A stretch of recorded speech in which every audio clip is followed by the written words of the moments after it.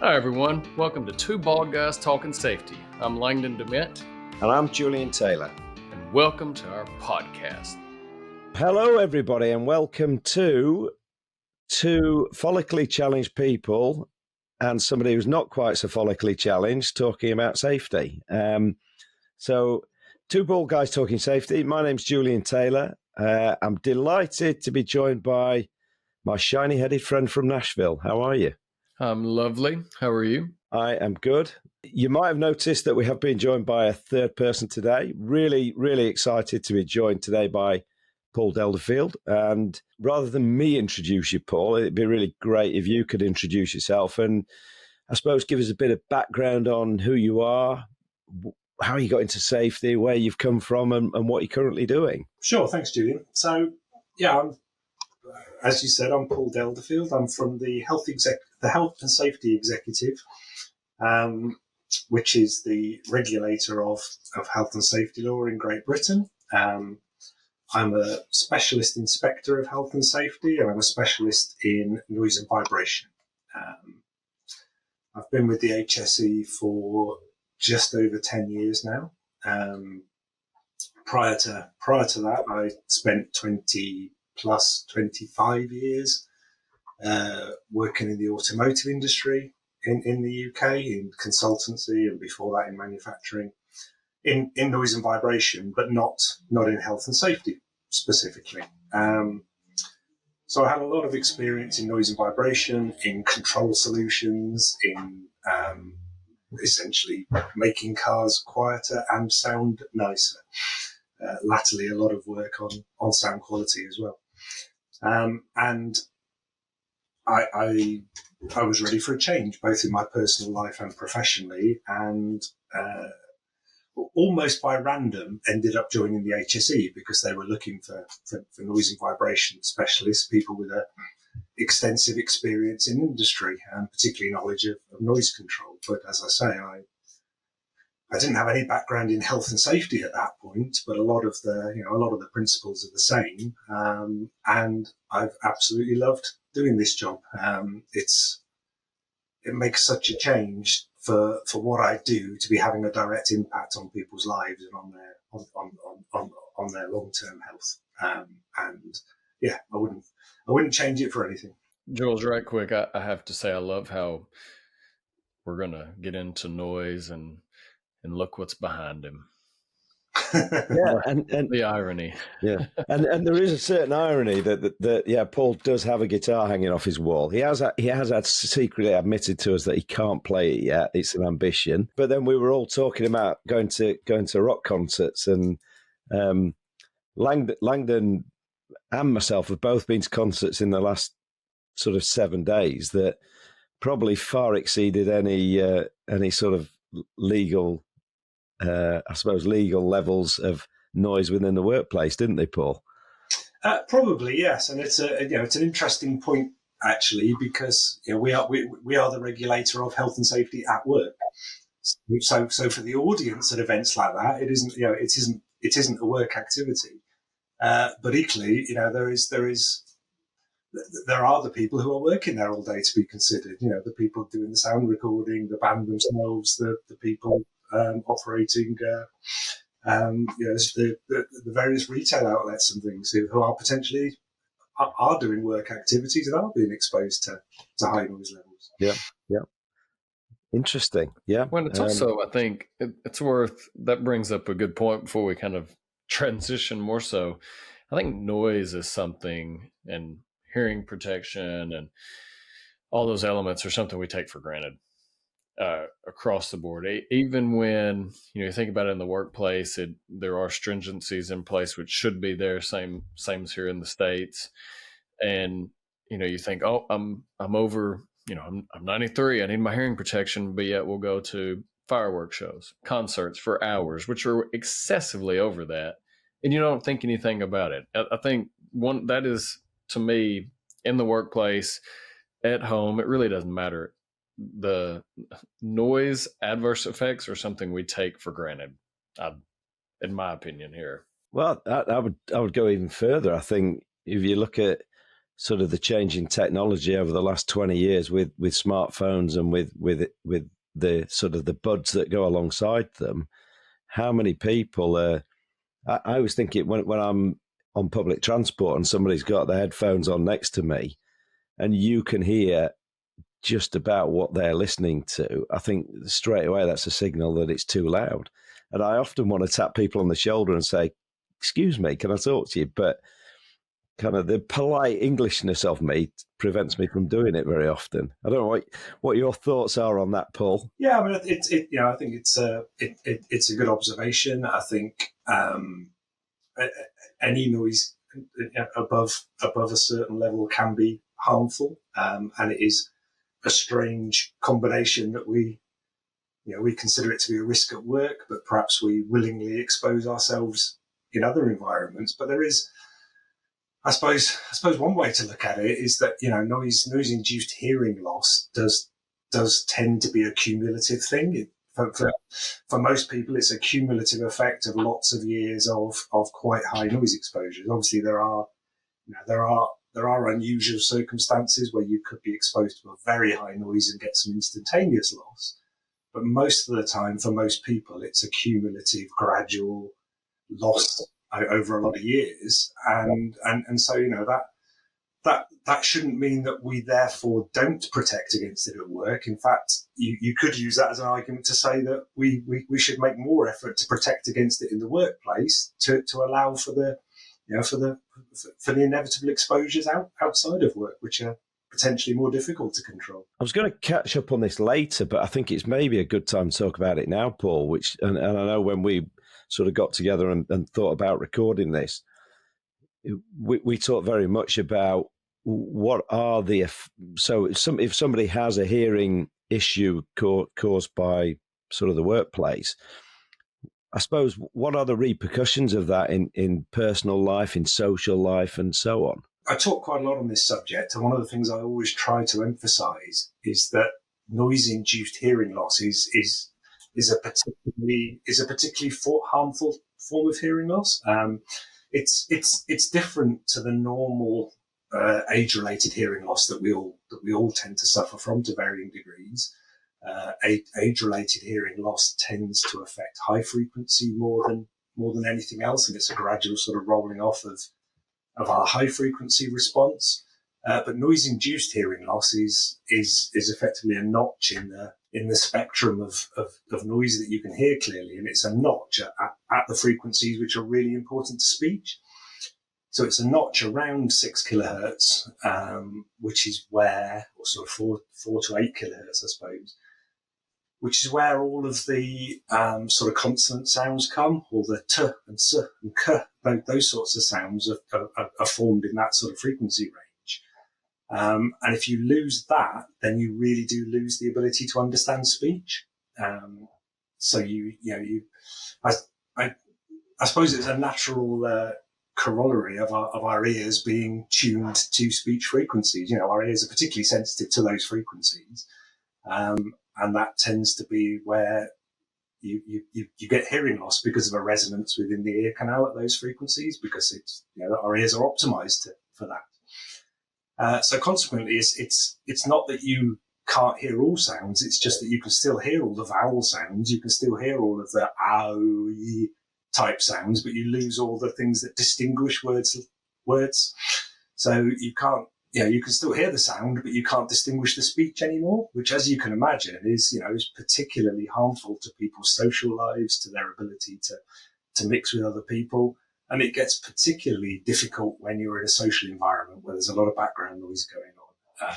Whether it's a large group of people or whether it's an environment like a restaurant or somewhere which tends to have a lot of reflective surfaces and you get a lot of background noise building up. And in those environments, you really struggle to pick out individual speech from people. So,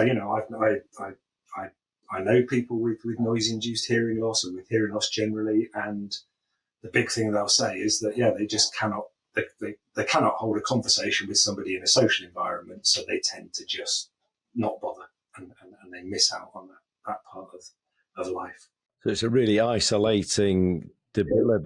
debilitating sort of health defect, isn't it, if it happens? So, yeah. Yeah. I was going to ask the impossible question, Paul, which is, and I'm saying it's the impossible question because I know from some of the conversations we've had, you're doing a lot of work to try and sort of identify how much of an issue it really is across the UK. So I'm really interested for you to sort of talk to that in terms of, I know certain things are reportable, certain things aren't when it comes to your sort of field of expertise. You gave me one quite frightening statistic in terms of halves and carpal tunnel representing 50% of all ill health riddles that are reported.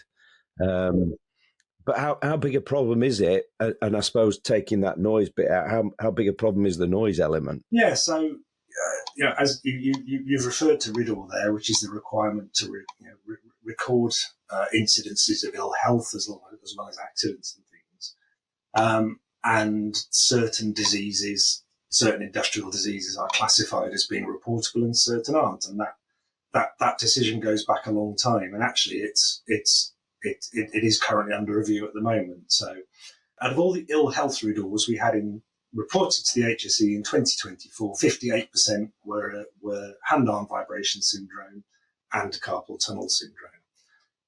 The reason we lump carpal tunnel syndrome in there is because carpal tunnel syndrome only becomes reportable when it's associated with the use of vibrating tools.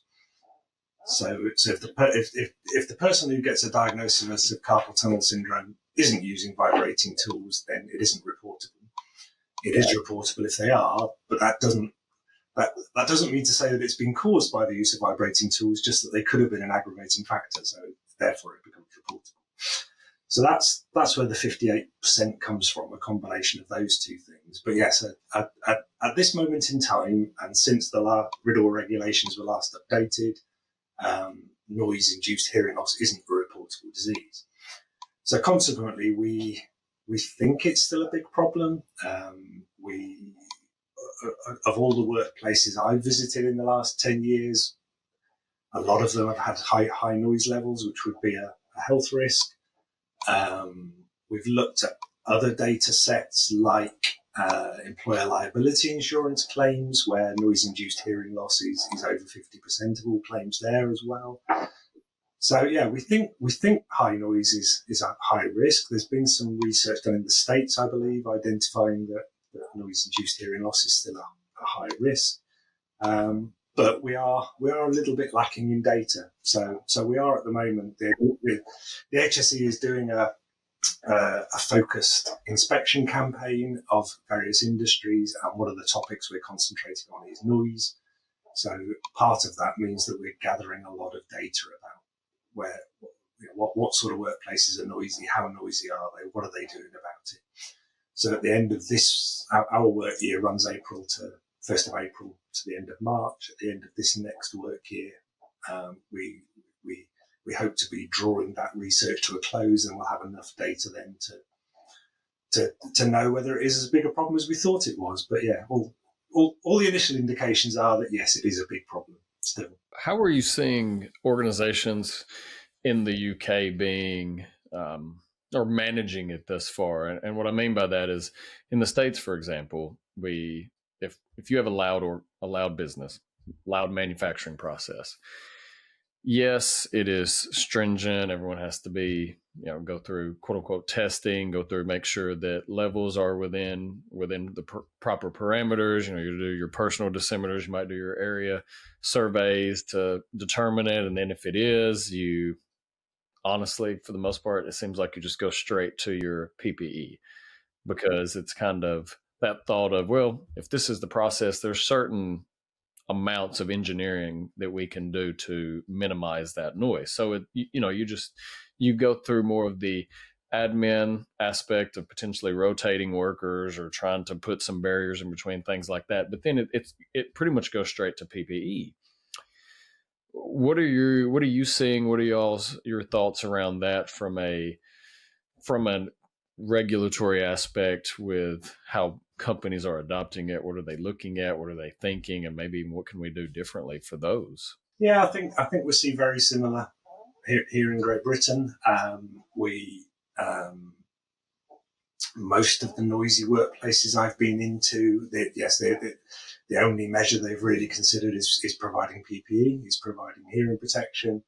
The problem with that, and what I nearly always see, is that the hearing protection isn't being used properly.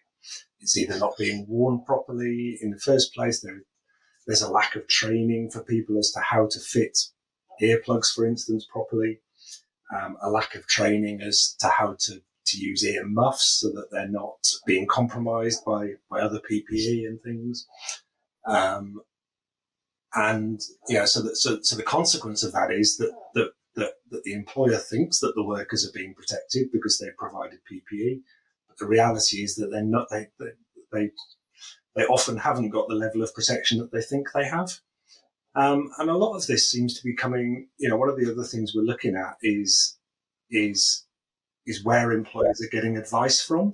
And I've seen a lot of external noise reports or external advice given to companies which majors on measuring the noise, as you say, and then recommending that PPE be used.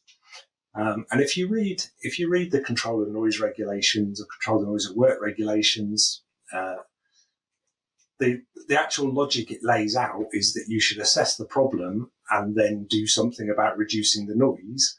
And then once you've done everything you can to reduce the noise, or while you're putting those measures in place, then you can use PPE, hearing protection, as an interim protection or as a last resort to protect if you can't do anything else. But yeah, I think my experience very much aligns with yours, that we're seeing a lot of PPE as the first port of call, not the last. Which would be great if you could rely on it and if it was providing the protection people thought it was. But like I say, so often it isn't.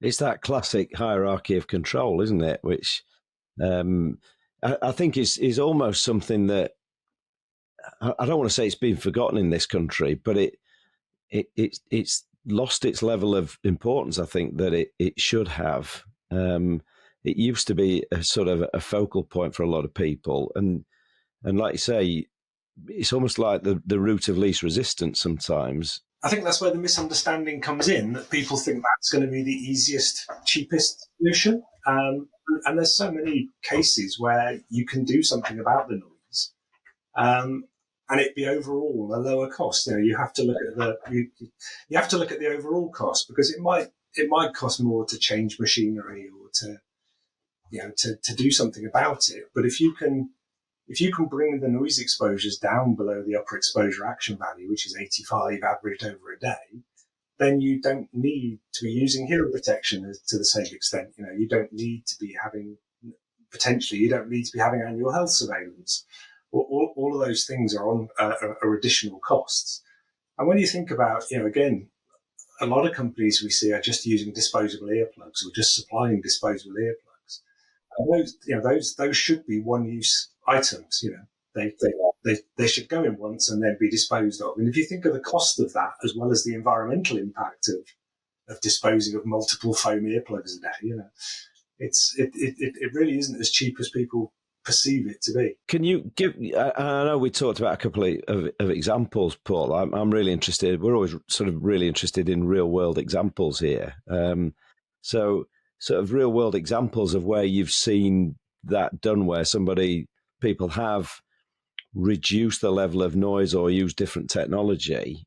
So one of the things we've looked at recently, we've done some research work on this, which is just been published actually, is in woodworking machines. One good example of this is that you can reduce noise significantly without reducing quality by looking at the type of blades you're using in machines. For a start, by using sharp blades, are usually a lot quieter. But there's some really good companies around supplying low noise blades these days, which again don't work out any more expensive. But like circular saw blades can be significantly quieter. But there's in a lot of working with woodworking machines where they use normally a straight cutting blade, you can replace that with a helical cutting blade. So rather than cutting the blade cutting all in one go, it cuts gradually.